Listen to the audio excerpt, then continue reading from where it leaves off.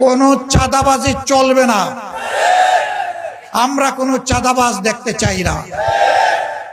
নিরীহ জনগণের কাছ থেকে জুলুম করে এবং কাউকে চাঁদাবাজি করতে দেব না। অফিস আদালতে ঘুষের বাণিজ্য আর চলবে না। অবৈধ দখলদারি বরদাস্ত করা হবে না। দুর্নীতির মূল জড় কেটে দেওয়া হবে ইনশাআল্লাহ। আমরা আমাদের সহকর্মীদেরকে বলেছিলাম, অবৈধ হাত কারো দিকে বাড়ানো যাবে না। কোনো চাঁদাবাজি চলবে না। আমরা কোনো চাঁদাবাজ দেখতে চাই না। আমরা অফিসে যারা দায় দায়িত্ব পালন করছেন তারা এই নতুন বাংলাদেশে ঘুষ খাবেন, এটা আমরা দেখতে চাই। হ্যাঁ, আমরা চেষ্টা করেছি আমাদের সহকর্মীদেরকে নিয়ন্ত্রণ করতে।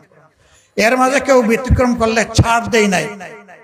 দুই একটা ব্যতিক্রম হয়েছে, কঠোরভাবে তাদেরকে ধরা হয়েছে, ব্যবস্থা নেওয়া হয়েছে। কিন্তু আলহামদুলিল্লাহ বাংলাদেশের আপামর জনতার সাক্ষী, আজ বাংলাদেশ জামাতে ইসলামী চাঁদাবাজ দল হিসাবে কুপরিচিতি লাভ করে না, বরঞ্চ